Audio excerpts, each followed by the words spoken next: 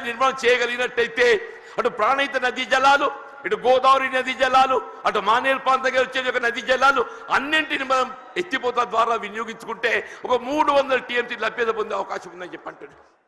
మరి ఆ విధంగా మేడి ఒక దశాబ్ద కాలంలో, కేవలం ఒక దశాబ్ద కాలంలో వీళ్ళ కాళేశ్వరం ప్రాజెక్ట్ నిర్మాణం పూర్తి చేయడమే కాదు, దాని ఫలాలు కూడా మనకు అందింపజేయడం జరిగిందని చెప్పంటున్నాను. ఇక్కడ ఏమైందా, మన కేసీఆర్ గారు జగిత్యాలకు వస్తున్నారని చెప్పంటే నిన్నటి దాకా నిద్రపోయిన ముఖ్యమంత్రి రేవంత్ రెడ్డి గారు ఇవాళ బయలుదేరిండి అని చెప్పంటున్నారు. మేడిగడ్డ బ్యారేజ్ ఒక 2 పిల్లలు గుంగినాయా, SLBC Srisailam left bank canal అని చెప్పంటున్నాడు. నిర్మాణ దశలో కృంగిపోయి 8 మంది కార్మికులు చనిపోతే కనీసం శవాలు వెలికి చేయలేకపోయింది అని చెప్పిన, శవాలు వెలికి చేయలేకపోయింది అని చెప్పంటున్నా. 2 పిల్లలు కృంగిపోతే అసలు బ్యారేజ్ విలువ 4000 కోట్లు, ఆ 2 పిల్లలు కడితే 400 కోట్లు అవుతాయి అని చెప్పి అంటున్నా. ఎక్కువ మీకు అన్నారం సుందరి ఇంకో 100 కోట్లు అవుతాయి అని చెప్పి అంటున్నా.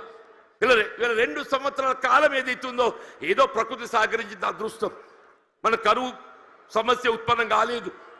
రేపేదైతో ఎల్లినో ప్రభావం నిజంగానే కరువు వచ్చినట్టయితే మన భవిష్యత్తు ఏం కావాలి, కరువు వస్తే మన భవిష్యత్తు ఏం కావాలని చెప్పి అంటున్నా. అదే పెద్దలు కేసీఆర్ గారు ఏదైతే జగిత్యాల పడ్డానికి వస్తున్న సందర్భంగా రేవంత్ రెడ్డి ఏదైతుందో నిద్ర లేచినట్టు నటిస్తుందని చెప్పి అంటున్నా. ఇక తుమ్మడేటి బ్యారేజ్ అటే పోయిందా, నీకు నిజంగానే సిన్సియారిటీ ఉంటే వీళ్ళ 3 సంవత్సరాలు గడుస్తుందా తుమ్మడేటి బ్యారేజ్ నిర్మాణం చేయగలుగుతూ కదా, ఎందుకు చేయలేకపోయినా చెప్పంటున్నాను. వీళ్ళు నిన్నటి వరకు ఏదైతుందో వీళ్ళు ఏ కాళేశ్వరం కూళేశ్వరం అని మాట్లాడిండే, అదే కాళేశ్వరం అదే మేడిగడ్డ ఏదైతుందో మన భవిష్యత్తు ఏదైతుందో మనకేది అండ ప్రాజెక్టే మేడిగడ్డ కాబోతుందని చెప్పంటున్నాను.